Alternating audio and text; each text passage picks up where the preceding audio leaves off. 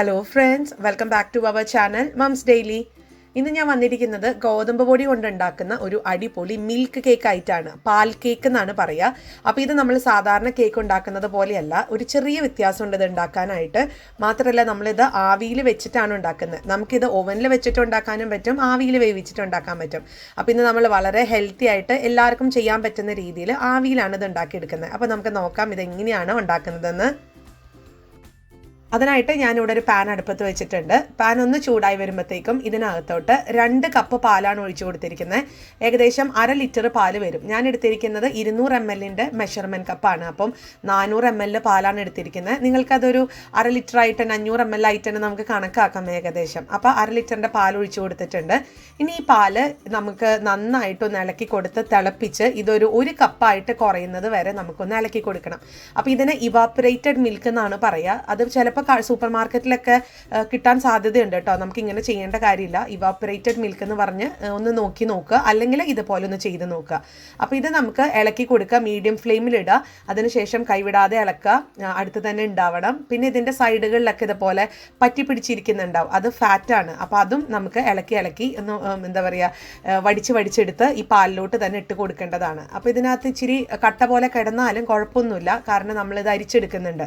അപ്പോൾ ഇതിൻ്റെ അളവൊക്കെ ഇവിടെ ഞാനിപ്പോൾ ഏകദേശം ഒരു 6 മിനിറ്റാണ് ഇതൊന്ന് ഇളക്കി കൊടുത്തുകൊണ്ടിരുന്നത്. അപ്പോൾ ഈ ഒരു ക്വാണ്ടിറ്റിയിലോട്ട് നല്ല തിക്കായിട്ടും വന്നിട്ടുണ്ട്. ഞാൻ ഫ്ലെയിം ഓഫ് ചെയ്തു. ഇനി നമുക്കിതൊന്ന് വേറൊരു പാത്രത്തിലോട്ടോ ഒരു കപ്പിലോട്ടോ ഒന്ന് അരിച്ചൊഴിക്കണം. അപ്പോൾ ഇതിൽ നിന്ന് കിട്ടുന്ന തരിതരികൾ നമുക്ക് ഉപയോഗിക്കേണ്ട കാര്യമില്ല. അപ്പോൾ ഞാൻ അരിച്ചെടുക്കുന്നുണ്ട്. പിന്നെ മറ്റൊരു കാര്യം, നമ്മൾ ഇതുപോലത്തെ കേക്കോ അല്ലെങ്കിൽ മധുര പലഹാരങ്ങളൊക്കെ ഉണ്ടാക്കാൻ വേണ്ടിയിട്ട് എപ്പോഴും ഫുൾ ഫാറ്റ് മിൽക്ക് എടുക്കുന്നതാണ് ഏറ്റവും നല്ലത്. അപ്പോൾ ഈ ഫുൾ ഫാറ്റ് മിൽക്ക് എന്ന് പറയുന്നത് നമുക്ക് നല്ല കൊഴുപ്പ് കൂടിയ പാലെന്നാണ് അതിൻ്റെ അർത്ഥം. നമുക്കിപ്പോൾ മിൽമ പാലൊക്കെ എനിക്ക് തോന്നുന്നു ഫുൾ ഫാറ്റ് മിൽക്ക് തന്നെയാണ് നാട്ടിൽ കിട്ടുന്നത്. ഇപ്പം അത് ആ ഒരു കവറിൽ എഴുതി കാണും കേട്ടോ, എന്താ ഹൈ ഫാറ്റ് മിൽക്ക് എന്നോ അല്ലെങ്കിൽ ഫുൾ ഫാറ്റ് മിൽക്ക് എന്നോ ഒക്കെ കാണും. നിങ്ങളിനി പ്രത്യേകിച്ച് എടുത്ത് പറഞ്ഞെങ്കിൽ മാത്രമാണ് നമുക്ക് ലോ ഫാറ്റ് മിൽക്ക്, അതായത് സെമി സ്കിംഡ് മിൽക്ക് എന്നൊക്കെ പറഞ്ഞ് കിട്ടുക. അല്ലാത്ത പക്ഷം അതൊക്കെ ഫുൾ ഫാറ്റ് മിൽക്കാണ്. അപ്പോൾ അത് തന്നെ എടുക്കാൻ നോക്കുക. അപ്പോൾ ഞാൻ അരിച്ചെടുത്ത് വന്നിട്ടുണ്ട്. അരിച്ചെടുക്കുമ്പോൾ കണ്ടോ നമുക്ക് ഇതുപോലത്തെ ഈ പാടകൾ ഇങ്ങനെ അരിപ്പയിൽ കിടക്കുന്നുണ്ടാവും. അപ്പോൾ അത് നമ്മൾ ഈ ഒരു കേക്കിന് വേണ്ടി ഉപയോഗിക്കുന്നില്ല. അപ്പോൾ അത് നിങ്ങൾക്ക് മാറ്റി വെച്ച് നമ്മുടെ വീട്ടിലെ അമ്മമാരൊക്കെ നെയ്യ് ഉണ്ടാക്കാൻ വേണ്ടിയിട്ട്, ഹോം മെയ്ഡ് നെയ്യ് ഉണ്ടാക്കാൻ വേണ്ടിയിട്ട് ഇതുപോലത്തെ പാടകളൊക്കെ മാറ്റി വയ്ക്കത്തില്ലേ. അപ്പോൾ അതിൻ്റെ ആ ഒരു കൂട്ടത്തിലോട്ട് ഇതും കൂടെ ആഡ് ചെയ്യാം. അപ്പോൾ ഞാൻ ഇവിടെ ഈ ഒരു ഇത്രയും എനിക്ക് കിട്ടിയിട്ടുണ്ട് ഈ പാടകൾ. അപ്പോൾ ഇത് ഞാൻ മാറ്റി വയ്ക്കുന്നുണ്ട്. അപ്പോൾ അങ്ങനെ മൊത്തം നമുക്ക് 1 കപ്പ് പാലാണ് ഇവിടെ മിൽക്ക് കിട്ടിയിരിക്കുന്നത് കേട്ടോ. പാലാണ് ഇവിടെ കിട്ടിയിരിക്കുന്നത്. ഇനി നമുക്കിതിൻ്റെ മിക്സ് എങ്ങനെയാണ് തയ്യാറാക്കുന്നതെന്ന് നോക്കാം. അപ്പോൾ അതിനായിട്ട് ഒരു ബൗൾ എടുത്തിട്ടുണ്ട്. ഇതിനകത്തോട്ട് നമ്മളിതാ അരിച്ചു വെച്ചിരിക്കുന്ന ഈ ഒരു 1 കപ്പ് വരുന്ന പാല് ഈ ഒരു ബൗളിനകത്തോട്ടൊന്ന് ഒഴിച്ചു കൊടുക്കാം. അടുത്തത് ഇതിനകത്തോട്ട് മുട്ടയാണ് ഒഴിച്ചു കൊടുക്കുന്നത്. ഞാനിവിടെ 1 മുട്ടയാണ് പൊട്ടിച്ചൊഴിക്കുന്നത്. നിങ്ങൾക്ക് വേണമെന്നുണ്ടെങ്കിൽ 2 മുട്ട വരെ എടുക്കാം.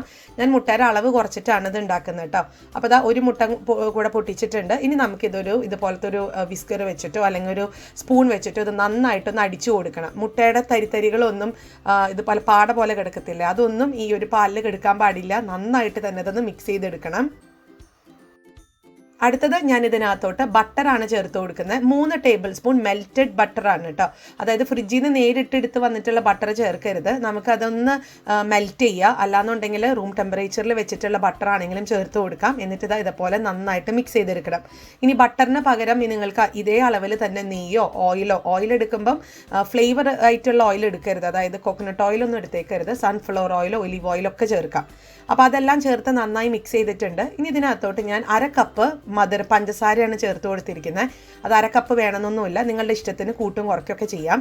അപ്പം പഞ്ചസാരയും കൂടെ നന്നായിട്ട് ഇളക്കണം. ആ പഞ്ചസാര അലിയുന്നത് വരെ ഇളക്കി കൊടുക്കുക.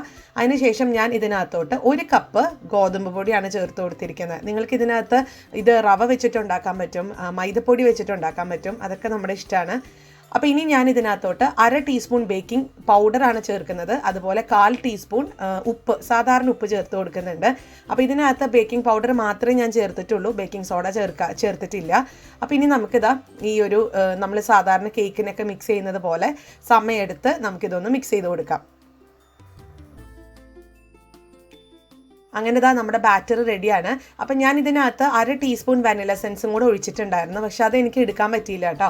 അപ്പോൾ നിങ്ങൾക്ക് വെനില എസൻസോ അല്ലെങ്കിൽ ഏലക്കയുടെ ഫ്ലേവർ ഇഷ്ടമാണെന്നുണ്ടെങ്കിൽ ഒരു ഏലക്ക ഒന്ന് പൊടിച്ചിട്ടാണെങ്കിലും ചേർത്ത് കൊടുക്കാം. അപ്പോൾ ഏലക്കൊക്കെ ചേർക്കുമ്പോൾ നല്ലൊരു നാടൻ ഫ്ലേവർ വരും. അതേസമയം നമ്മൾ വെനില എസൻസ് ഒക്കെ ചേർക്കുവാണെങ്കിൽ കേക്കിൻ്റെ ഒക്കെ ഒരു തനത് രുചിയുണ്ടല്ലോ, അതിനകത്ത് ആ ഒരു ടേസ്റ്റ് കിട്ടും. അപ്പോൾ അതാ നമ്മുടെ ബാറ്റർ നല്ല പെർഫെക്റ്റ് ആയിട്ട് വന്നിട്ടുണ്ട്. ഇനി നിങ്ങൾ ഏത് പാത്രത്തിലാണോ ഒഴിക്കാൻ പോകുന്നത് അതിനകത്തോട്ട് ഒഴിച്ചു കൊടുക്കണം. അപ്പോൾ അതിന് മുൻപ് നമ്മൾ എടുക്കുന്ന പാത്രം അല്പം എണ്ണയോ അല്ലെങ്കിൽ ഇതുപോലെ ബട്ടറോ ഒന്ന് ചെറുതായിട്ടൊന്ന് തടവി കൊടുക്കണം. എങ്കിലാണ് ഇത് നല്ല സ്മൂത്തായിട്ട് നമുക്ക് വിട്ട് കിട്ടത്തുള്ളൂ. അപ്പോൾ അതുകൊണ്ട് ഞാനിതൊന്ന് പുരട്ടി കൊടുക്കുന്നുണ്ട്. അതിനുശേഷം നമ്മുടെ ബാറ്റർ എല്ലാ പാത്രങ്ങളിലും ഒന്ന് ഒഴിച്ചു കൊടുക്കാം. ബാറ്റർ ഒരിക്കലും അത് മുഴുവനാകത്തക്ക രീതിയിൽ ഒഴിക്കരുത്. കാരണം നമ്മൾ ബേക്കിംഗ് പൗഡറൊക്കെ ചേർത്തിട്ടുള്ളത് കൊണ്ട് ഇത് പൊങ്ങി വരും. അപ്പോൾ അതുകൊണ്ട് ചിലപ്പോൾ പാത്രത്തിൻ്റെ പുറമേക്ക് അത് പോയെന്ന് വരാം. അപ്പോൾ അതുകൊണ്ട് ഒരു മുക്കാൽ ഭാഗം നിറയുന്നത് വരെ മാത്രം ഒന്ന് ഒഴിച്ചു കൊടുത്താൽ മതി.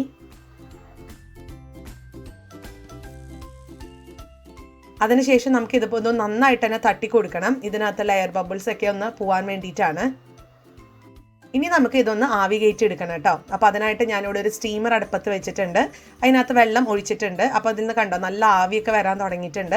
ആവി വരാൻ തുടങ്ങി ഉടൻ തന്നെ നമുക്ക് നമ്മുടെ പാത്രങ്ങളിൽ ആ ബാറ്റർ ഒഴിച്ച് വെച്ച പാത്രങ്ങൾ ഇതിനകത്തൊന്ന് വെച്ച് കൊടുക്കണം.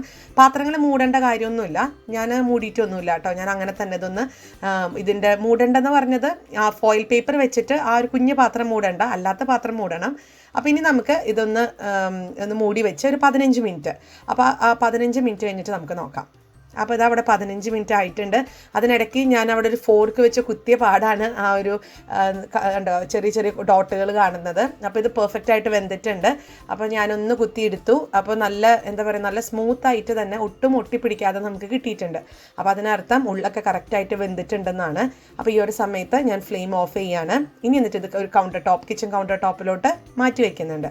അപ്പോൾ ഇനി ഇത് നന്നായിട്ടൊന്ന് ചൂടാറട്ടെ. അതിനുശേഷം നമുക്കിതൊന്ന് പാത്രത്തിൽ നിന്ന് എടുക്കാം. അപ്പോൾ പാത്രത്തിൽ നിന്ന് ിനേക്കാളും മുന്നേ ഇതിൻ്റെ സൈഡിൽ നിന്നൊക്കെ പതുക്കെ ഒന്ന് കണ്ടോ ഇതേപോലെ ഒന്ന് നമ്മുടെ കൈ വെച്ചിട്ടൊന്ന് വിടിവിച്ച് കൊടുക്കണം കേട്ടോ. അപ്പോൾ കുറച്ചും കൂടി ഈസി ആയിട്ട് നമുക്കിത് വിട്ടുപോരും. അപ്പം ഞാനിതൊരു പാത്രത്തിലോട്ടൊന്ന് മാറ്റി വെച്ച് കാണിക്കാം. അപ്പോൾ അതാ നമുക്ക് ഈസി ആയിട്ട് തന്നെ ഇതിൽ നിന്ന് വിട്ട് കിട്ടും. എന്നാലും ഒരു സ്പൂൺ വെച്ചിട്ടൊന്ന് ഹെൽപ്പ് എടുത്തോ കേട്ടോ. ചെറുതായിട്ടൊന്ന് ചുറ്റിച്ചെടുക്കുവാണെങ്കിൽ ഇച്ചിരി കൂടെ ഈസി ആയിട്ട് വിട്ട് പോരും. അപ്പം ഞാൻ ബാക്കിയുള്ളതും കൂടെ ഇതുപോലെ ഒന്ന് എടുത്തു വരാം. അങ്ങനെ ഗോതമ്പ് പൊടി കൊണ്ട് ഉണ്ടാക്കുന്ന സൂപ്പർ മിൽക്ക് കേക്ക് ഇവിടെ റെഡിയാണ്. ഇത് ചെറിയൊരു മഞ്ഞ കളറൊക്കെ വരും കേട്ടോ. കാരണം നമ്മൾ എടുത്തിരിക്കുന്ന ആ പാല് നമ്മൾ വറ്റിച്ചെടുക്കുമല്ലോ, ആ വറ്റിച്ചെടുക്കുന്ന സമയത്ത് അത് ചെറിയൊരു മഞ്ഞ കളറൊക്കെ ആയിട്ട് വരും. പിന്നെ മുട്ട ബട്ടറൊക്കെ ചേർത്തത് കൊണ്ടാണ്. അപ്പോൾ എല്ലാവരും ട്രൈ ചെയ്ത് നോക്കുക. ഇനി ഇതിൻ്റെ ഉള്ളൊന്ന് നമുക്ക് നോക്കാം എത്രമാത്രം സോഫ്റ്റ് ആണെന്നുള്ളത്. ഇതാ കണ്ടില്ലേ, നല്ല സോഫ്റ്റ് ആയിട്ട് വന്നിട്ടുണ്ട്. നല്ല പഞ്ഞിക്കുട്ടൻ പോലെയാണ് ഇരിക്കുന്നത്. എല്ലാവരും ട്രൈ ചെയ്ത് നോക്കുക. നമുക്ക് ഇഷ്ടപ്പെട്ട് കഴിഞ്ഞെന്നാൽ ലൈക്ക് ചെയ്യാനും ഷെയർ ചെയ്യാനും കമൻറ്റ് ചെയ്യാനും ഒന്നും മറക്കരുത്. അതുപോലെ തന്നെ നമ്മുടെ ഈ ചാനൽ ആദ്യമായിട്ടാണ് കാണുന്നതെങ്കിൽ സബ്സ്ക്രൈബ് ചെയ്യാനും മറക്കരുത്. അപ്പോൾ അടുത്തൊരു വീഡിയോ ആയിട്ട് നമുക്ക് ഉടനെ കാണാം. അൻറ്റിൽ ദെൻ ബൈ.